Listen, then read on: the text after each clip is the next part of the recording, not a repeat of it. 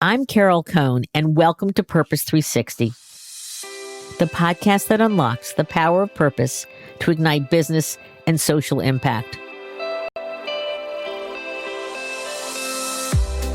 Today's conversation is one I've been looking forward to for quite some time.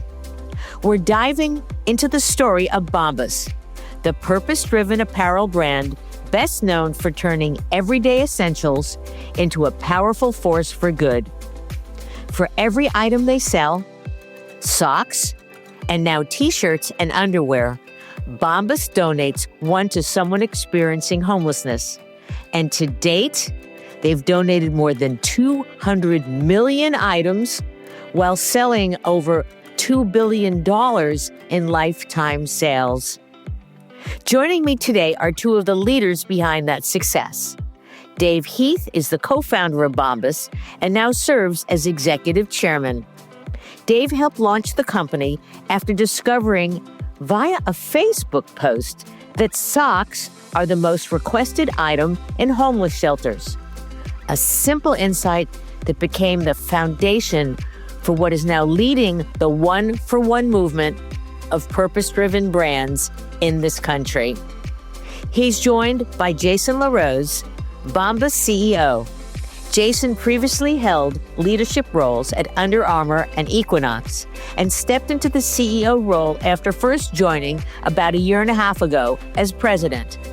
He's now partnering with Dave to scale the brand while protecting its mission, culture, and product excellence. In this powerful conversation, we explore what it really takes to build a purpose-driven company for the long term. From founder to CEO transitions, to scaling without losing your soul, to designing products with dignity at the center of their business and the center of how they're made, especially for people who need a special product while they could be walking 5 to 10 miles a day, searching for food and searching for shelter. We'll also talk about how Bombas continues to innovate, expand into new categories and retail, and why giving back isn't just a value, it's a business advantage.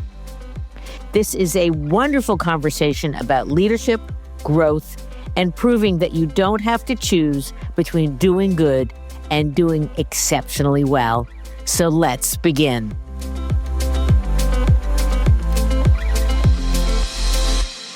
Welcome back to the show, Dave.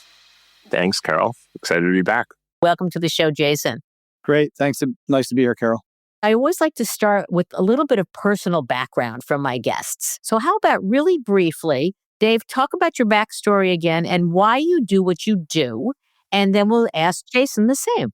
So I grew up in the suburbs outside of New York City in Westchester County. My dad was an entrepreneur. I watched him start a business with $5,000 in the basement of our house and move it to a garage. And then the garage moved to an office. And, throughout all of those years, I remember helping him pack samples and go away on business trips. And whether it was a combination of nurture or nature, I just early on got bit by the business entrepreneur bug. So I was that annoying kid in your neighborhood who would knock on your door to ask if I could walk your dog, wash your car, clean your gutters. I just loved, enterprising. And I just remember my parents saying, if you want it, you can work for it. And so I loved the idea of, enterprising and work. I worked throughout high school, I worked throughout college, and I think I always had my eyes set on one day starting my own company. So I went to school for entrepreneurship at Babs in college. And then, from the moment I graduated, every job I took with, this learning mindset around, learning something new that would help me become, one day a good entrepreneur. Great. And Jason, what about your early life experiences and why do you do what you do today? Well, I didn't have any entrepreneurs in the family. I'm a kid from Detroit, first one in my family to go to college. So my parents were just, hoping I was going to, get my education and figure it out from there. But, after business school, I was lucky. I worked at McKinsey & Company for a good stretch and saw a lot of different companies when I was there and just found myself really attracted to premium brands, people who could tell great stories, make great product.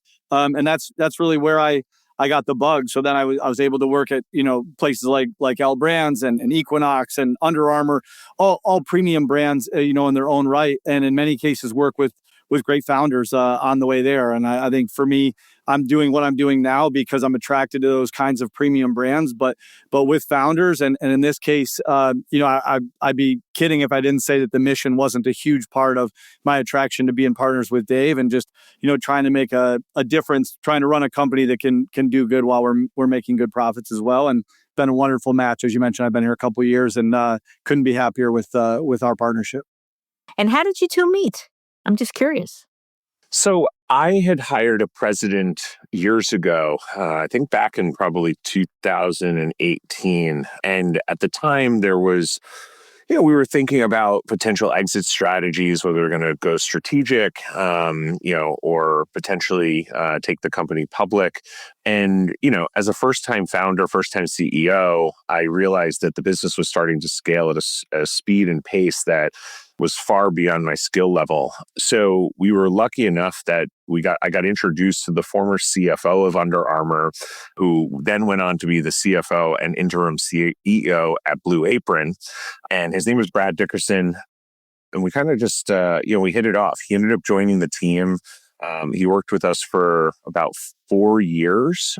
And, we were on track to go public in 2022. And when, the window closed because the market shut down, he kind of looked at me and was like, look, I'm kind of your guy to help you go public or be a public company CFO. There's not really a lot for me to do if we're going to stay private. So Brad ended up moving onto the board. And then in 2023, I had kind of raised my hand and I was like, look, I think I'm starting to feel like I might be ready to step down. The business is getting more and more complex. It's being far more focused on operational efficiency. And I didn't feel like there was a lot of building left to do. So I rose my hand. I told the board I was ready. And Brad very shortly after was like, I have a great guy that I used to work with at Under Armour. He was our former GM of North America. So I think he'd be a great fit. And so, amongst a couple other candidates, we interviewed Jason and he made it all the way to the end and took the prize home. That's very funny. And took the prize home. Dave, for our listeners who don't know Bombas, and I hope that all my listeners know Bombas, but if you could just give in a condensed basis, because our first podcast, and we'll put that in the show notes, really talked about the history and how it came together.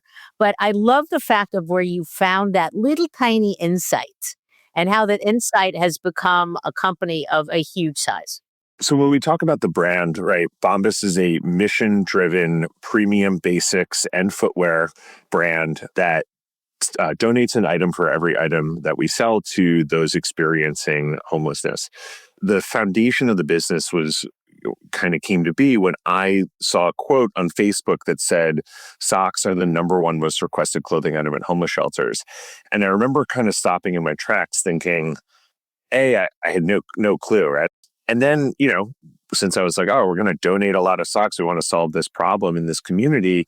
I was like, well, how are we going to do that? It can't just be like a gimmick. We can't just say we're going to be this, So I was like, we got to have a great product on top of it. It's got to be, this kind of double bottom line approach where give the consumer something that's so good, and then you give them a great reason to buy it. And, and then that kind of creates that flywheel of them coming back or them telling their friends about it.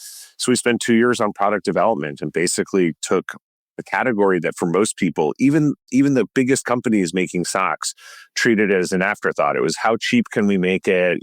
12 pairs in a plastic bag. And I was like, you know what else you buy 12 of in a plastic bag? Toilet paper.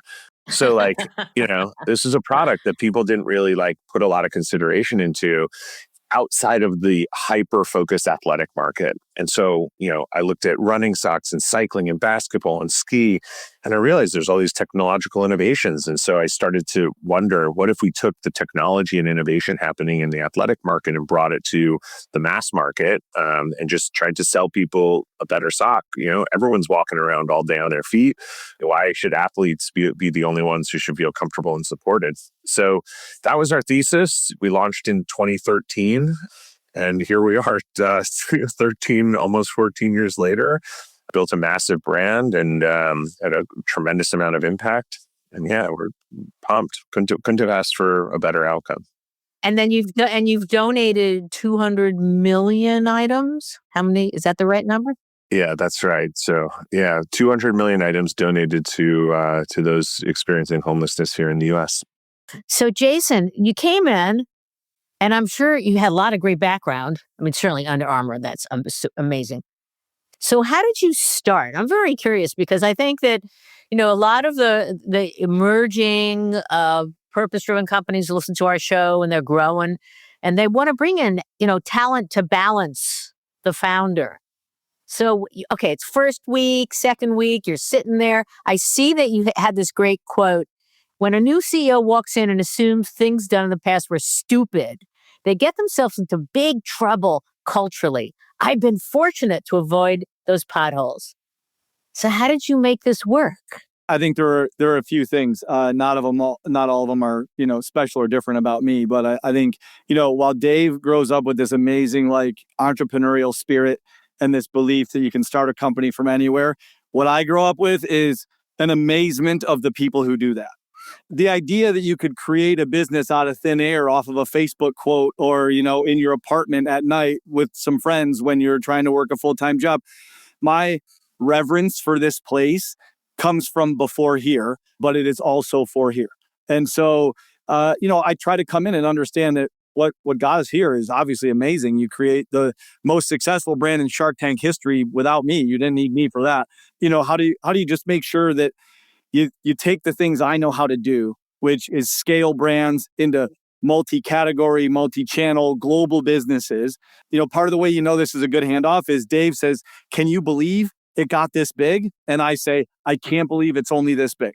And that's a great marriage, right? Because when Dave says, "Oh, there's no more building left," and I'm thinking, "Oh my God, I can't believe I'm getting here this early," then that's a wonderful place to have the handoff from. But I think the fundamentals of this business are incredible. We have great product, great mission, and great culture. So for me, the thing is, great, how do I take the things I know how to do around scaling brands, but doing it in a way that never messes with the culture and the mission and the product? And this place is an amazing product engine, but as you mentioned, we have such an amazing giving network of partners. And then we have, really wonderful employees and a wonderful culture around this place. And my job is to just help us, triple, quadruple, whatever is the size of the number of items we can give, but to do it without messing those three things up. And hopefully I'm navigating that okay at this point.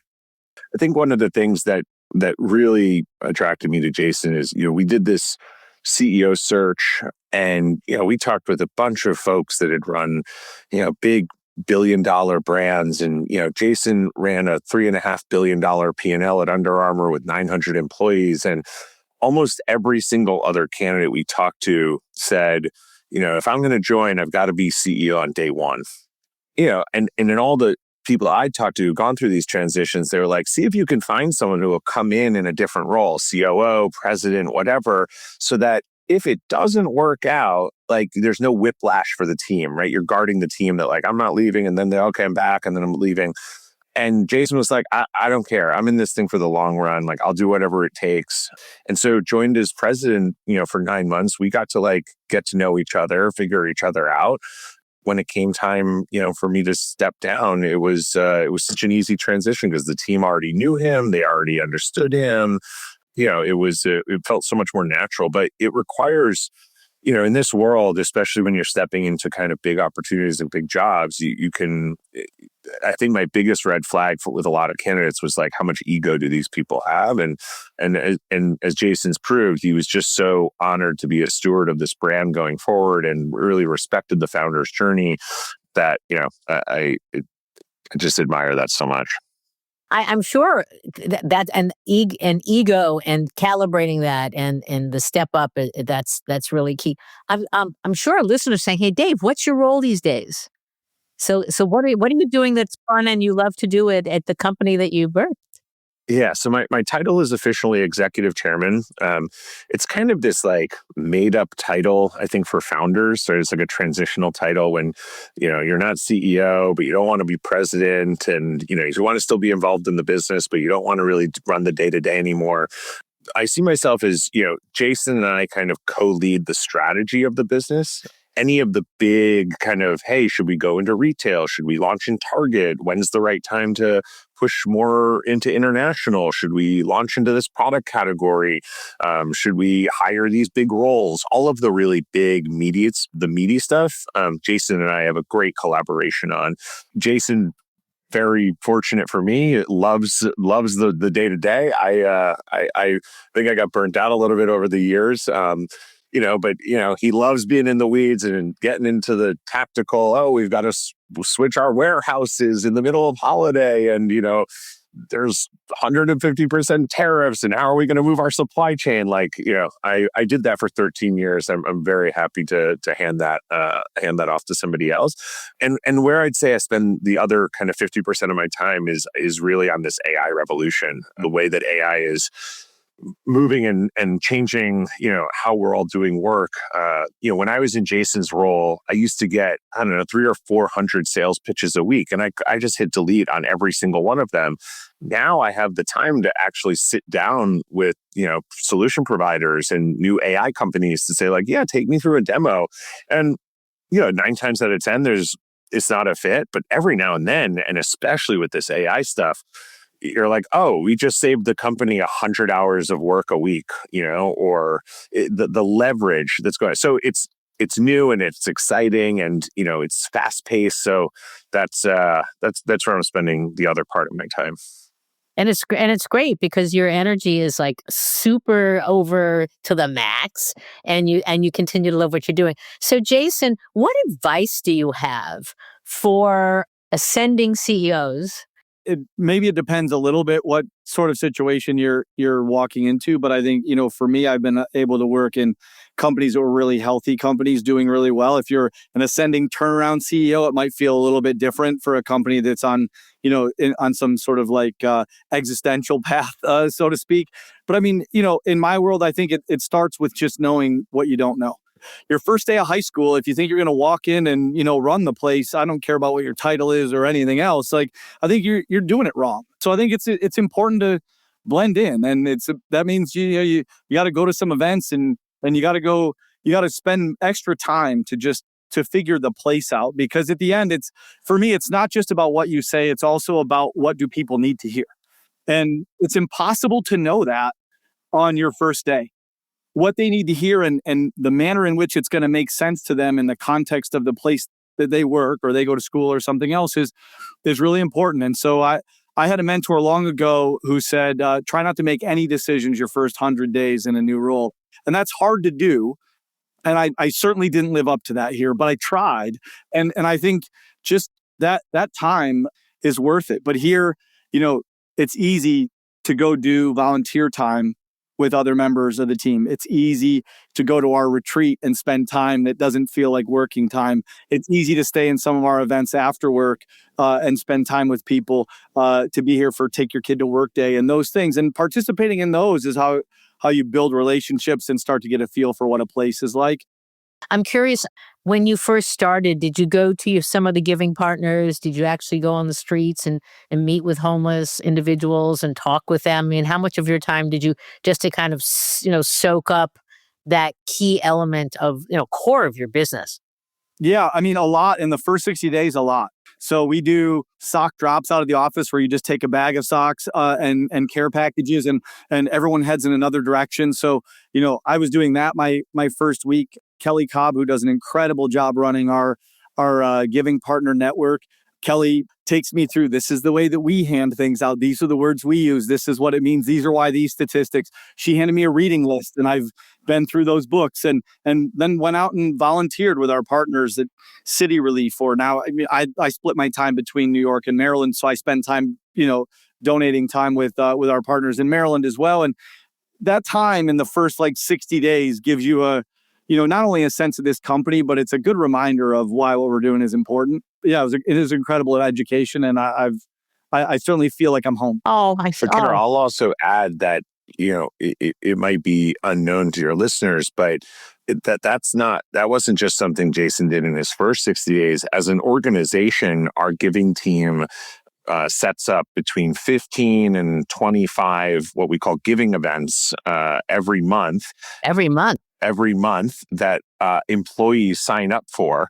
And to give you an idea of like how we know we've found the right people, for new employees, we also often have to block out spots on certain events because there's so much demand from our team to want to go and volunteer. Now, sometimes they volunteer during the workday, sometimes after, sometimes before, but giving, and interacting with this community in person is a core component of our culture. It's not just something that Jason did in his first 60 days. We all do it every month. And haven't you won like every major award about having the best culture?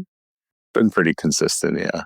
Yeah, that's really, really cool. So Jason, okay, so you had socks, and you've had socks for forever. And I read, maybe this is a wrong statistic, 80% still of your sales are socks. So what's the decision process to expand? I know that the desire for a homeless person after socks is underwear or a t-shirt?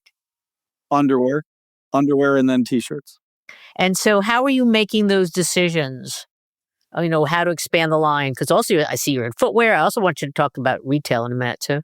Yeah, well, look, I mean, it's an intersection, I would say, Carol. I mean, we have great merchants and great product people here who have a perspective on what we could make that would make a difference to the consumer. But we also do a great job listening to the consumer here. We have such great relationships with the people we wear test with our non-paying customers who give us feedback, or where our mission-based partners give us feedback, because we're a direct-to-consumer business, or how we started. Still more than 90% of the business is direct-to-consumer. We get a lot of direct feedback from customers, and we utilize that feedback to start thinking about what the next things are. So I think you come at it from both directions to think about where the customer wants you to be, or where they give you permission, and where your product folks think that we can continue to live up to our expectations when it comes to quality and comfort. I think when it comes to the mission side, far and away, that number one thing is still socks, as you point out. Even today, with 4,000 giving partners, we have thousands of partners on the wait list waiting to be added. So we know that continuing to grow our business is the best way to service them, because we continue to run a one-for-one model. So we have a great relationship with our network and our community, and we're able to really test that product to make sure that it lives up to our standard and worthy of our brand. I'm curious about when you develop t-shirts and other underwear. Because with your sock, our listeners need to know this isn't just a sock. It's not just the consumer sock that you then know. It's got technological improvements in it, because it has to, what you say, it's black, so it doesn't show a lot of the wear. It lasts longer. It's got microbial benefits. Do you do those sort of things with the t-shirts and the underwear that will be donated?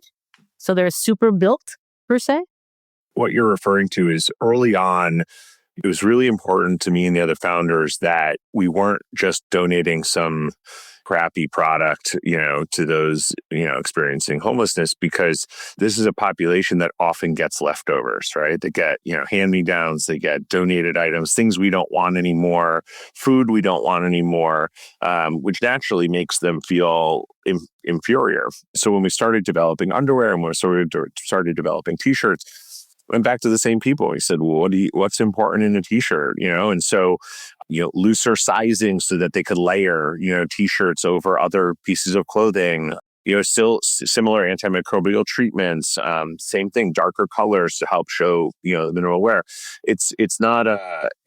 They're not revolutionary ideas, but for this population, their needs are very different than yours or mine. They don't have access to a washing machine.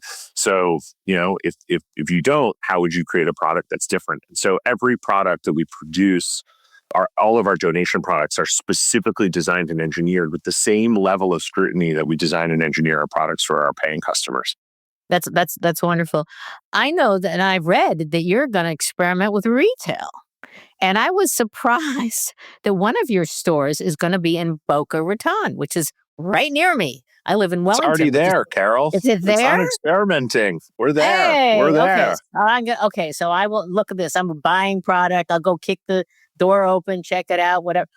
So why retail? We still live in a world where, for our categories, 65% of the sales happen in physical locations. So, you got to meet the customer where they want to be met also. We have wonderful wholesale partnerships like Dick's Sporting Goods or Shields or Nordstrom, and those are great.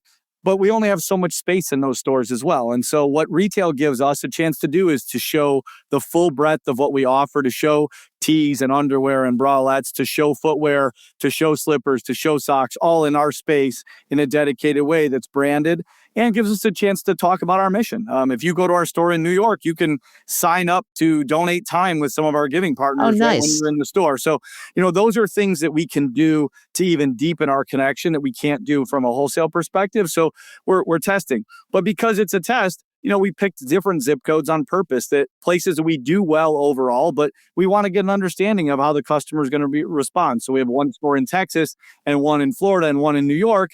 And, those are going very well right now. So these just give us an owned canvas to be able to put our own paint on them a bit. And that's been a really nice step forward, and the success has been real. So we're, excited about what it means for our brand. I am curious about your giving partners. You said that you've got a waiting list. And so that's a good thing, but it's also a bad thing. What are you thinking about? Is it that you have to grow in sales to be able to service the giving partners? What's the barrier to be able to add, 1,000 more by the next time we chat? I was going to say that is the goal, Carol, actually, over the next year, is to add 1,000. So you're spot on to the way that we think about it. But the easiest way to do that, since it's written into the bylaws of this company, is to sell 20% more. You can service 20% more partners. I mean, it's as simple as that. So, we never deviate from that. That's why Dave says we don't talk about volunteering once a year. We talk about it every time we talk about the metrics of the company. Is one of the things we do every day.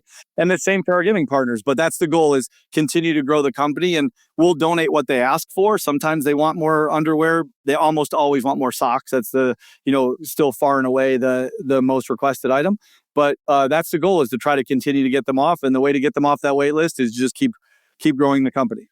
And the reason that we don't add more today is because once we bring a giving partner on, we want to make sure that we can service them, on an ongoing basis, so that it's not because these become things that, it's really, they really rely on. And, if you tried to assign a dollar value to it, right, we're going to donate something like 35 million items of clothing. These are items that these people would typically have to purchase themselves because they're not being donated. I don't know, apply $1 or $2. This is a $35 to $70 million, budget that we're essentially, freeing up for these organizations. If that went away the following year, they'd scramble. They'd be, oh my God, we allocated money towards other services. How are we going to get the socks back? So we have to be able to keep the service level, for the partners that we currently have before we add on additional ones. And again, I want to underscore the thoughtfulness and the focus that you look at your stakeholders, the consumer, the giving partner, and the homeless individual. It is not a bolt-on. So many companies, it's bolted on, and this is totally built in from the very, very beginning. So thank God you've got that magic connection-making gene in your brain. That's wonderful. Let's talk about 5 years into the future. 5 years, things are going great. People need what you need. You're so thoughtful. What do you envision or wish? Will we have this conversation 5 years from now?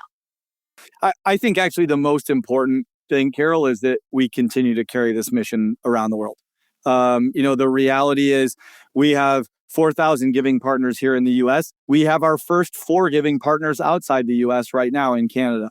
And there's so much need, no matter what. At 200 million units donated, we have 4,000 giving partners and people on the wait list, all that you pointed out. So that's only in the United States. So the ability for us to make a difference, to bring a little comfort to those who really need a little comfort, I don't think that's confined to the 4 walls of the United States or whatever else. I think that's really the biggest thing, is do we carry this brand to something that means something around the world. I think that's really the most important thing. Now, that will mean that we'll be in different channels on the way there, and I'm quite sure that we'll continue to expand what categories we can be in. We'll continue to show, the elasticity of our brand and where the customer invites us into their closets. But the most important thing 5 years from now is that we're not recognized as a U.S. brand, but as a global brand who continues to, deliver this one-for-one mission and continues to do good in the world, proving that you can be profitable and you can make a difference all in the same breath. Jason also has a personal goal as well, where, he said, it took us something like, 10 years to donate 100 million items. He's like, well, I want to be in 5 years. Let's do 100 million items in 1 year. Ooh. Okay. Big dreams. That's a little personal goal, but you're right, Dave. I carry that one around with me every day. Young people who want to do what you're doing in their own way, I'm sure you must get a lot of going back to Babson. Do you give speeches? And I'm sure you've got lots of friends with their kids who are saying, oh, I really want to work in a social responsible business. There's a lot to that. But from both of you, what one or two guidance, might you give, things guiding these young people to try and either start a company or work for a company? How do they get into somebody like Bombas? I think for me, I always tell people, if you've got an idea for a mission or a give back or whatever, don't just put it down on a piece of paper, go and live it, right? And for me, that was, I started carrying socks around in my backpack, and I started, having conversations with people, living on the streets here in New York, and, people that I didn't really interact with in the same way, other than maybe buying, a bottle of water or giving some money here and there. And once I started to hear these stories, right, and then once I started to volunteer at the giving partners and start to meet this and have a relationship with this population, that that is what drove me, and honestly, still to this day, continues to drive me to do the work that I do. Right, it's those individual. It's hard for my brain to even imagine what is 200 million items. Like, I can't. It's such a large number. My brain can't even compute what 200 million items even looks like. But when I have a one-on-one conversation with somebody, right, and they're walking around with, holes in their shoes and no socks on, like that, to me, that I can relate to. That I'm like, wow, that must be a horrible situation to be in, walking around in the cold in New York and wet and snowy, and you don't have a clean pair of socks on. Those individual stories. So I always tell people, get as close to the mission as possible, because that's where I think you will find the motivation and inspiration. Great. Jason? Well, look, I just think that the people who start with their heart, like Dave and his partners did with this business, they're not the majority. And so sometimes young people feel like they have to find, or they have to follow the path that's laid out in front of them. They get a little distracted by the shiny objects. I'm supposed to work here. I'm supposed to put this brand on my resume. I'm supposed to, whatever. And the reality is, like, you only have so many trips around the sun, So, like, it's always going to be work. It's always going to be hard, but it doesn't feel like it if you love it. So figure out what, what you'll love enough to do it. And don't let somebody else's shiny objects get in the way. I think, you got to decide for yourself what value is. Work is a little more like art like that. As long as it means a lot to you, it doesn't matter if anybody else appreciates it. So I think that's the, the message. And sometimes I think you get that sort of lemming mentality early in your life where somebody told you you're supposed to work at this place or that place because it's so hard to get a job there. But really, like, you just, at some point, like, you're going to spend 60 hours a week doing it. You better like it. Every minute is an investment in you or something that you're building that's bigger than that. Very well stated. So we're ending the show this year with fast track questions that should have one word or a few words. And I'm going to let you both answer them. So the first person's going to be like surprised. Second person might have a little time to think about it. But here it goes. So the first one is for Jason. What one word that best describes Bombas, either about its culture, impact, or products? One word. Purposeful. Okay. Dave? I'll say thoughtful. Okay. All right. Now this one's going to be Dave first. What keeps you hopeful on the days that this work feels heavy? Every time I meet a customer, they're always like, oh my God, I love your socks, but I also love your mission, right? And the idea that we're producing another product into the world, we're actually spreading hope and thoughtfulness around humanity to all of our customers. That's what keeps me going. Super. How about Jason? I think it's the time that I spend with our giving partners, to be honest. I think our partners do really, really incredible work. I feel honored that they're part of the network. And those are the days that you remember how simple it is to come just do our small part. Okay, this one's for Jason. What's one lesson you've learned at Bombas that you couldn't have learned anywhere else? I think here we prove that like the small essential details matter. Super. And the same thing for you, Dave. It is possible to do it all the right way. We treat our employees well, we treat our customers well, we treat our giving partners well, we treat our partners well.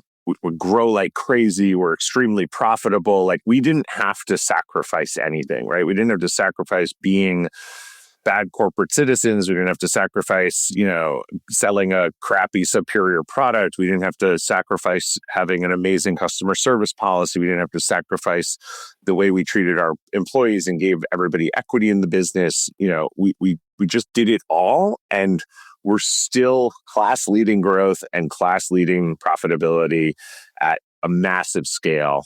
And I hope that shows to other people that you don't have to compromise. What's one small action people can take to make a difference for people experiencing homelessness today? Well, I think volunteer.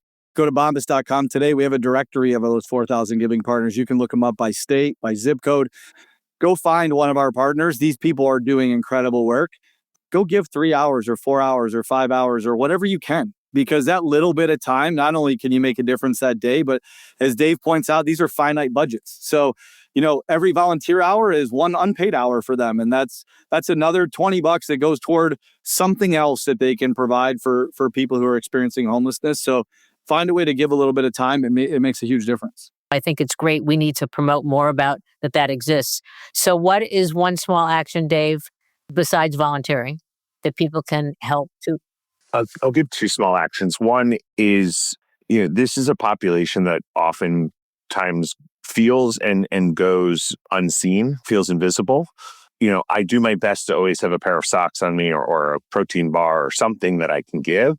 And if I can't, even just when these people say, hey, do you have anything? Even just acknowledgement and to say, hey, I'm sorry I don't have anything, but I hope you're having a great day. Or even just a smile or a wave.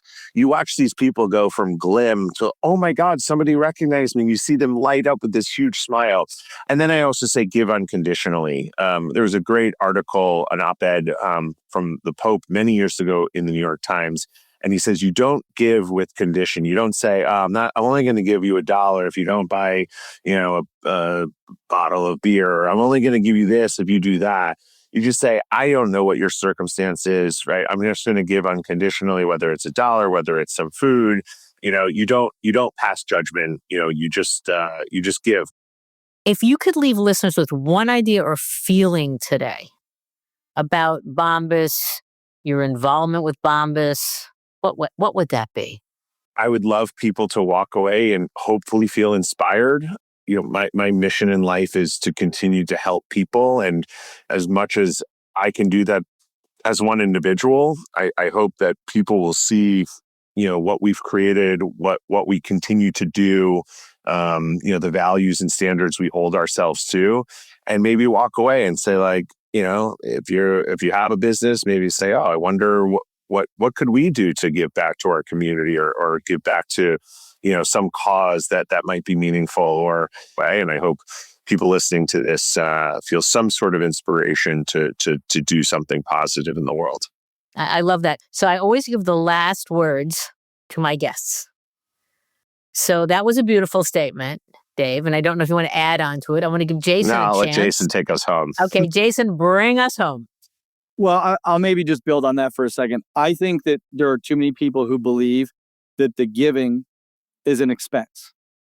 And they don't really think about the fact that being purpose-driven can actually help you run a better company, not just talk about it. I think it helps us run a better company. And I think, our founders proved that here. And I think it'll continue to be part of what we do. It helps us attract better talent.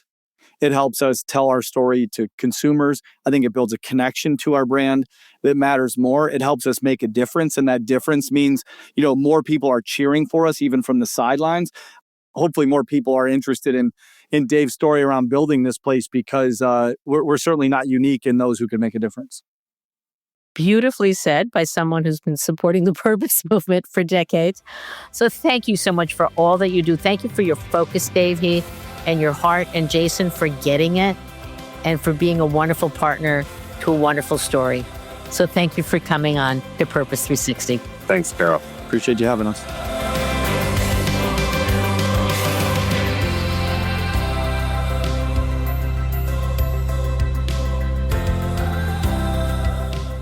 This podcast was brought to you by some amazing people, and I'd love to thank them.